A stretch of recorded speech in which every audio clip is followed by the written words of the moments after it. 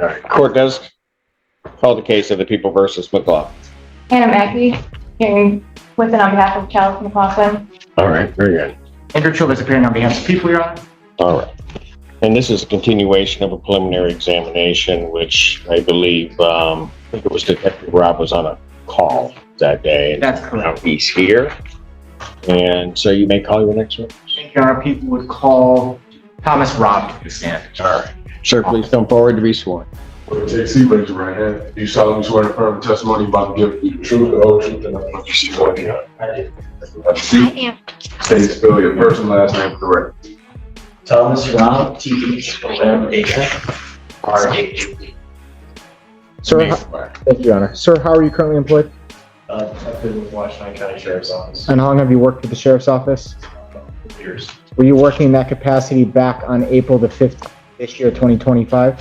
I'm a licensed Road Patrol deputy. Road Patrol Deputy? Thank you. Directing your attention to around 7:30, 7:45 in the morning, were you in the vicinity of the West Willow neighborhood? I was. Okay. And on that date and time, what was your shift? Sorry. What was your shift that day? I was working day shift, Okay. What time did you start? 8 a.m. 8 a.m.? I Okay. believe the 7:30 time was when the call initially came in. Okay. At some point, as your shift started, were you made aware of an investigation regarding a possible stolen Ford Explorer? I was. Okay. And who made you aware of that? Deputy Phillips. Okay. And what, if anything, happened in that morning on April the 15th that led to you being involved with that Ford Explorer in any way? Deputy Phillips told me that he'd taken a stolen vehicle report for that vehicle. He advised that he had obtained GPS location for the vehicle from the victim. That it was pinging it, I believe, on Brookside, which was in the West Willow neighborhood. He advised that he was going to go check the area for the vehicle and asked me to assist. Okay. Were you and Deputy Phillips in the same patrol vehicle or separate patrol vehicles? Separate. Okay. To your knowledge, did Deputy Phillips arrive in the area of that suspected stolen vehicle before or after you? Before. Okay. How did you know that? I heard him call it on the radio. Okay. When you heard him call that out, where were you? A few blocks away. Okay. And what happened next? After he called out that he was out with the vehicle, again, I believe it was on Brookside. I was a few blocks away. I heard mic clicks on the radio. That's pretty much when somebody depresses the talk button on the radio, but doesn't have a chance to get transmission out. In my 7 years of doing this job, normally when I hear that, that tells me that the deputy's in trouble. There's some kind of accident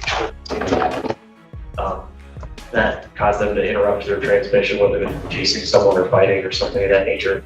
So that gave me cause for concern. I continued towards that location where Deputy Phillips was at, and then I saw the, I believe it was 2024 gray Ford Explorer. That was the vehicle in question, speaking out of the neighborhood. So as you're entering the neighborhood, it's exiting the neighborhood? Correct. Okay. And what did you do next? I recognized that it was the vehicle we were looking for. I believe Deputy Phillips was in danger or something had happened, so I activated my emergency lights and siren to try to stop the vehicle. Okay. And did you have to turn your vehicle around? No, I was coming right at the entrance to the side street where the vehicle, the Ford Explorer, was coming out from. So Okay. I was driving directly at it. Got it. And did you in fact then begin a pursuit of that vehicle? I did. Okay. And that started in this West Willow neighborhood? Yes. Okay. What is the speed limit on the road there where you initiated this chase? It's a residential neighborhood, so 25 miles an hour. Okay. Did the vehicle pull over after you activated your overhead equipment? No. Okay. What happened next? The vehicle accelerated and tried to evade me. And did you continue to pursue the vehicle? I did. And for how long did you continue to pursue this vehicle before it was eventually stopped? I believe about 10 minutes or so. I don't recall exactly the time. Okay. Where during that time, do you know, Detective Rob, what speeds did you get to? I believe maximum speed was about 130 miles an hour. Alright guys, here's how it all started. Charles McLaughlin's case hit the courtroom again. Detective Rob took the stand, explaining how it began that morning. A stolen Ford Explorer, GPS pings, and suddenly a wild chase begins. Rob saw the SUV fly out the neighborhood, lights on, sirens wailing. The hunt was on. 130? Yes. Okay. What sort of vehicle were you in? A Ford Explorer. Okay. It was a fully marked patrol car. Thank you. At what point did this chase terminate in any way? Van Buren police assisted us with the pursuit. It was a Van Buren officer deployed stop sticks, which the stolen vehicle ran over, which caused, I don't know if it was one or multiple tires to deflate, and then the vehicle crashed into a berm at the entrance to a neighborhood. I believe it was on the end of any Forest roads. And that's in Van Buren Township? I believe so. Okay. From the time period that you started this pursuit in the West Willow neighborhood to the time that it ended in Van Buren Township, did you ever lose sight of this Ford Explorer? No. Okay. After the vehicle was hit the stop sticks and crashed into the ditch, were you able to determine if the vehicle was occupied? Yes, I was. And were you able to see anyone in that vehicle? Yes. Okay. Are any of the individuals that you saw in that vehicle on April the 15th in the courtroom here today? Yes. Can you identify an article of clothing that they're wearing? Yes, it was Charles McLaughlin. He's sitting to my left wearing a green jumpsuit. And where, Your Honor, may the record reflect in court identification of the defendant? Without objection, record shows so reflect. And where in the vehicle did you observe the defendant? He was exiting the driver's seat. Okay. Was there anyone else in the vehicle? No. And what did you do at that point when you made contact with the defendant in the driver's seat of this vehicle? He was exiting the driver's seat. I told him to show me his hands and get on the ground. He did. I placed him in handcuffs. Okay. Did he appear to be injured in any way? I believe he had some scrapes or bruising on his arms. Maybe, I think he might have had a small amount of blood on his lower lip, if I recall correctly. Okay. Is it, do you recall, did like the airbags deploy in this crash? I don't recall. Okay. I have no further questions, sir. Thank you. All right, thank you. Cross-examination. Good afternoon, Deputy Rob. You were in pursuit of the vehicle in question, Yes. and you followed that vehicle for around 10 to 15 minutes. Around there. And during that time prior to the accident, you got no closer than 50 feet, did you?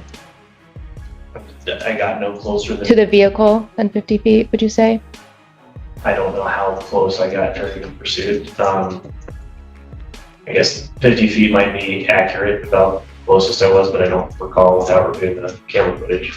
And you testified on direct that during the course of the pursuit, you activated your sirens. Is that correct? Yes. And at some point, you were driving on the highway.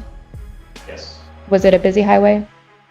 I would say there was a medium amount of traffic. So that means that there were other cars on the highway during the pursuit. Yes. And you had to make several lane changes to navigate through that traffic, didn't you? Yes. And some of those cars pulled to the side. Is that correct? I'm sure some of them did. Well, usually people play not very good about pulling over. And it would be safe to say then that some cars did not pull to the side? And at one point, you had to even drive on the shoulder of the freeway, is that correct? Yes. You don't know why some of the people did not pull over to the side, do you? Well, without talking to them personally, no, I wouldn't know why. So you don't have any personal knowledge then as to whether or not the drivers of those vehicles could hear the sirens? I suppose so, yeah, without talking to them. So then it would be fair to say that you didn't know why those vehicles did not pull over? I guess so. And you don't have any personal knowledge that Mr. McLaughlin could or could not hear the sirens, did you? I suppose not. Thank you, Your Honor. No further questions. All right, can you redirect? No, Your Honor, thank you so much. Sir, thank you. Thank you. Your Honor, with Detective Rob's testimony, the people have no further witnesses, the people rest. Any witnesses for the defense? None for the defense, Your Honor. Thank you. All right. Now, people would move to bind the defendant over as charged on the information before the court. I believe it is 5 counts, yeah. Yes. 5 counts. Mr. Brown responds. Thank you, Your Honor.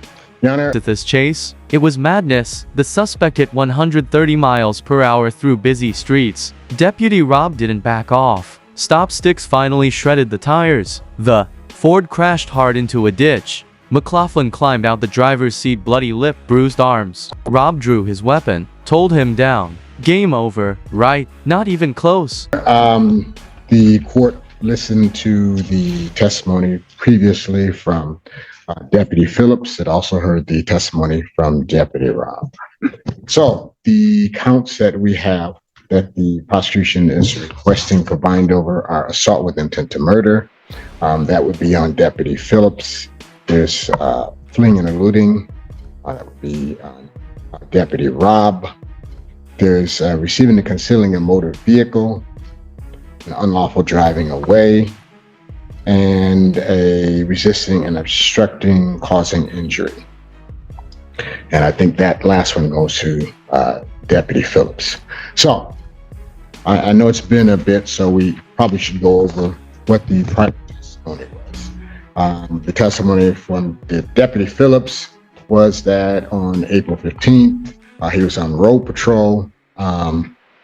He'd gotten a call that referenced a stolen vehicle at the Marriott. He responded, had contact with the owner. The vehicle described as stolen was a gray Ford that was stolen sometime during the night. I don't know if we ever really narrowed that down to exactly what time that vehicle would have been stolen. That was entered into lien. At some point, they got to the cul-de-sac in West Willow, where the GPS told them that the vehicle would be found. They first got there, they couldn't see the plate because the vehicle was facing them. I believe that when they pulled up, they were facing the vehicle. They were probably, 20 to 30 feet away from the vehicle. Again, it was facing them. And while they may not have been directly head on, they were in front of them with their headlights facing each other. The officer testified, Deputy Phillips, that he could see that there were at least two people in the vehicle at the time, that they pulled up. But then once they came to a stop, they said they were going to conduct a modified felony stop. Deputy Phillips said he unholstered his pistol. Two passengers then got out. And so two people got out of the vehicle. And they started walking away from patrol car as well as the vehicle that they were in. Said he couldn't see the driver at first. Later could see who the driver was at about 15 feet. Said he yelled to the driver to turn the car off. So I believe the car was still running at this time.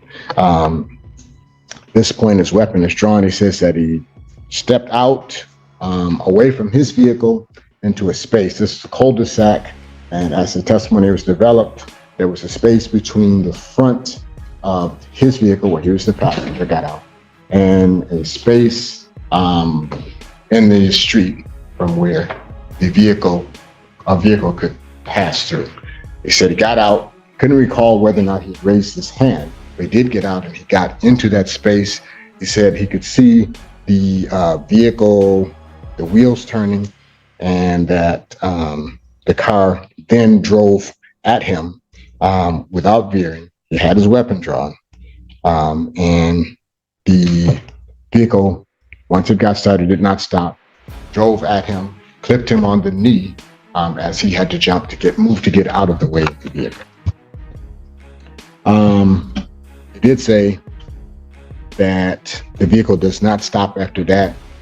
I asked him if the driver said anything to him. He said that there was nothing said, no threats made or anything like that. He did say he had recognized the driver as Mr. McLaughlin. He then testified that he and his partner then got into the vehicle and left in pursuit. So what we have then is the vehicle stolen sometime at night. We do not know, or there was no testimony given as to who drove that vehicle away. We do know when the vehicle is seen again, there are 3 people in the vehicle. And I'm not clear as to how much time has passed. It's been a few hours. So We don't know if the person who took the vehicle, drove the vehicle away from the scene, is even in the vehicle when Now here's where it gets legal. Prosecutors said, hit a cop with a car. That's attempted murder. 5 big charges followed, but the defense hit back hard. They said, where's the proof McLaughlin even stole the vehicle? There's GPS tracking, but no timeline, no witness, just a man in a car hours later. it's reached at Westwood, because there's been no testimony given to that. If the court remembers differently, certainly they could say, but as I recall the testimony, they spoke with the person who owned the vehicle and they simply said that the vehicle was taken in the night and they had a GPS and they were able to track them. So at the time that the officers or deputies are looking for the vehicle, tracking the vehicle, they have no idea who has taken the vehicle, male or female, white or black, fat or skinny, tall or short. There is no description of the driver or the person who actually drove away with the vehicle. We just don't have that. But what we do have is 3 people who are associated with the vehicle. 1 person is in the driver's seat, and several hours that have passed since the vehicle was driven away from the spot. So let's go back to the first charge, which is assault with intent to murder. So based on Mr. Chalice McLaughlin driving at the officer who was in the space to which the vehicle must pass in order to leave the scene, based on him driving at the officer and hitting him, the prosecution is charged assault with intent to murder. Now, most of the time we see this is usually charged as felonious assault. In fact, every time I've ever seen this, it's been charged as felonious assault. And there is a reason that it's charged as felonious assault. First, in order to prove assault with intent to murder, prosecution must show evidence which would have supported murder had death occurred. And that's first degree. They have to show that it was a first degree murder because they have to, in this, back up. This is People versus Sis Medea. That's 167 Mich 210. They have to show that that murder, that had death occurred, it would have been properly charged with murder. So, second, let's go with People versus Todd, 186 Mich App 625, 1980. There must be an intent to kill in order for you to have, for murder. For you to have murder, there must be an intent to kill. And this is what the prosecution is no doubt going to argue. They're going to argue, you know what, even if he didn't say, I'm going to kill this guy, I plan to murder this guy. And you have to have that. You have to have plan and motivation to murder. They're going to say, well, he created a risk so high that, and he knew the consequences. He knew if he hit this guy, he could die, that's going to be sufficient. And I think would be the logical thing to argue, that the risk that he created with the knowledge of the probable consequence, that'd be sufficient. But the law would not support that. People versus Milton, 81 Mishap 515, 1978. There must be some time for premeditation and deliberation. So remember, the court may recall that it was 6 seconds from the time the officer got out of his vehicle and stood in that area in order to stop this vehicle from leaving. 6 seconds. Now, the law does not define how much time you need for planning and premeditation. It doesn't do that. But it is clear where there is no evidence of planning and motivation. They have to show that. They have to show some plan, some motivation to kill this person. What you've seen is a motivation to flee the area, perhaps. But there is no evidence put before this court that when this vehicle was driven at that officer, that the plan or the motivation, the intention or the premeditation was to kill anyone. And they have to show that. It's not enough that they show, well, it's likely. But isn't that really a question of fact? No. As to whether or not Good question. the evidence is. With this next part, pure legal chess, the defense said 6 seconds isn't long enough for planning a murder. Just fleeing? Maybe. But trying to kill a cop? That's a stretch. The law says you need proof of planning motive. No words, no threats, just panic, speed, and chaos. That's not first degree anything. Christian. Good question. Because People versus Oster 67 Mishap says where there is no evidence of planning or motivation, bind over is erroneous. So no, it's not a question of fact. And it's a great question, but People versus Oster has already answered that for us. You've already said, have you not, that even though it's a 6-second time frame, that could be, or a fact finder could conclude that that is sufficient time for the premeditation.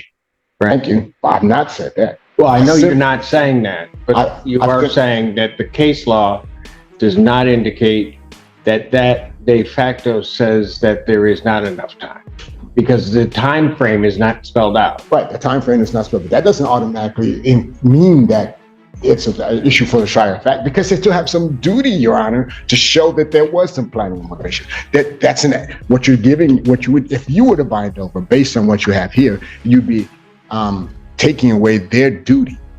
You'd be relieving them of their duty to put that evidence in, and that's what they have at preliminary examination. They have a duty to show that there was some planning. You can't simply say, well, you know what? Since the law says that, there's no time frame, then hey, that's enough. They have to actively show that there was a plan, a premeditation to murder. It's not simply, well, you know what? And again, if you couple that with People versus Milton, where even the creation of a high risk of death with knowledge of the probable consequences is insufficient, that makes their duty very clear, Your Honor. They can't simply just toss these things out without showing exactly what they need to show, and that is that there must be some premeditation, some plan to do so. They have an active, affirmative duty to show that. They simply can't say, well, what he did was risky, and that's enough. They can't say, well, since there's no time frame, that's enough. They have to show you that there was a premeditation and a plan. And the most likely thing that was going on here was Mr. Jackson was trying to leave the area.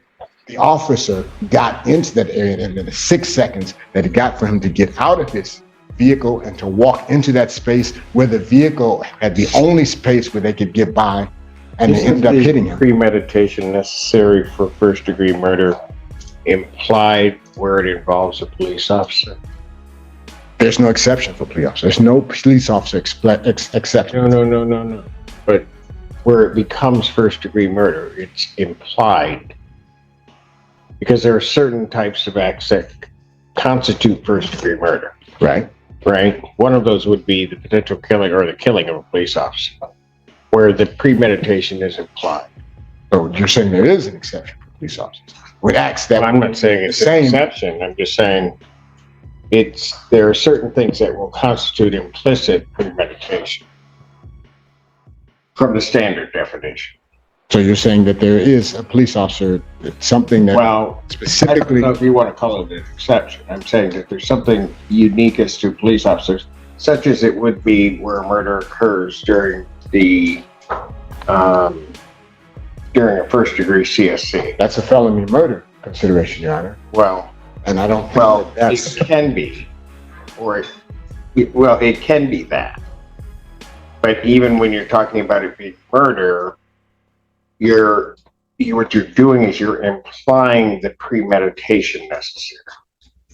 Because it's a police officer, so what you're saying in some clear. I asked the question, isn't there an exception? I do not believe there is. I do not believe that the law changes. And that's equal protection. My client is entitled to equal protection under. I don't think it has any equal protection implication. It's just a question of whether or not under the statute that gives that there is an exception. Well, it is equal protection. An exception. It is equal protection in that my client is entitled to, Things got heated fast. The defense slammed the idea that officers get special legal treatment. No exceptions. They yelled, just because it's a cop doesn't mean it's murder. They argued the charges should be reduced. No evidence he tried to kill, just tried to run. and maybe just maybe ran the wrong way. Again, I don't believe that this exists. Certainly, we can research it. If the court believes that actions. I just asked the question. Well, okay, so my response is, I do not believe that that is a thing. I do believe that that's a thinking and charging what in every other case is always charged as a felonious assault. I do believe that there's a thinking, and that's where the equal protection comes in. That's exactly where the equal protection comes in. I don't know. Because my client is, know if that's equal protection. well, I'll explain to you why I think so. Well, I don't need it. Okay, Because I well, don't think you've rejected it up front. Okay, I fine. rejected outright. Okay, all right, fine. Well, Your Honor, then I have to say I reject the notion that police officers have some sort of protected status. Well, you could reject it. I asked the question. You're saying Okay. no. I'm saying I'll no. hear from the I'm people saying When they get to when they get there. Okay, all right. So let's move past that. Let's go to the unlawful driving away. Now, as I recall the evidence coming out, and the court may remember differently, there was no identification of who drove that vehicle away. And for unlawful driving away, the person who drives the vehicle away, or Yeah, but yeah, I hear that argument, but does it matter whether it was driven from the scene or from the hotel? Is it really gonna matter? yes, because one is receiving and concealing stolen goods and one is driving away. The thief has to drive the vehicle away. If they put no evidence before you, let me back it up. Sure, you can certainly say that recent possession of stolen goods leads to the inference that a person knows the property is stolen. It does not lead to the inference that the person stole the property. And they have to put evidence on that Mr. McLaughlin drove that vehicle. That's why it's called unlawful driving away, Your Honor. It's not unlawful possessing later on. It's unlawful driving away. You can't conflate receiving and concealing with unlawful driving away. They have a duty Well, to. the person, so what I'm saying is, whether or not he took possession at the hotel or whether or not he took possession at the cul-de-sac, because he was driving the vehicle, and there's testimony to that, Yes. he took possession and he's driving it away. That would be at most unlawful, that would be receiving and concealing stolen property, Your Honor. Unlawful driving away means that he has to have taken the property knowing that the property was not his, that he was taking the property from the owner. You don't know that he was at the hotel. You can't, and that's. I'm just saying it won't matter where you start, though. I'm not saying that there's an indication that he necessarily took it from the hotel. If you concede that point, I'm saying the unlawful driving away can happen at the point of the cul-de-sac. Then how do you get receiving and concealing stolen property? How do you distinguish the two if you're going to say it's always a? I'm not here for reasonable doubt. I'm not here to answer your questions. So you can go ahead with your argument. All right, so let's make sure that we're clear on that. Unlawful driving away demands that the person take the vehicle, take possession of the vehicle, in contradiction or in contrast to the owner.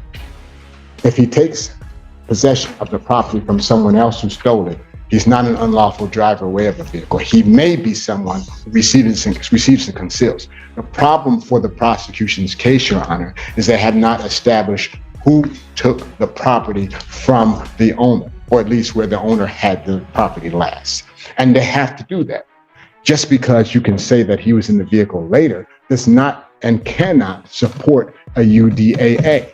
At best, it can support a receiving and concealing of stolen property if you go with the thought that recent possession of stolen property, knowledge that the property itself is stolen. But it does not support a claim that the person, whoever is in possession of it, actually took that vehicle. And that's what UDAA demands. They have to have taken the vehicle from the possession or control of the owner, even though it's in the parking lot and the owner may be elsewhere. They have to have taken it there. If they drive it later, at best, that's a receiving and concealing. It's not a UDAA. That's not what the law says for UDAA. If you argue something differently, then always, if someone steals a car, hands me, and that's another thing too. There's not been any evidence put on that my client had the keys or didn't have the keys. But even getting past that part, and getting past the notion that someone may have given him the keys elsewhere, I can concede that it's relatively recent possession, even though we don't have enough time, or we don't have a specific time period, how long the vehicle was taken or when my client would have come in possession of that vehicle. And that's important, when he comes in possession. If someone else... Finally, they broke down the charges. Theft, not proven. Driving stolen property, maybe. But stealing it himself? No one saw it. They hammered the point McLaughlin might have just ended up with the keys, not the crime. No witnesses. No fingerprints from the hotel. Just assumptions. And in court, assumptions don't win.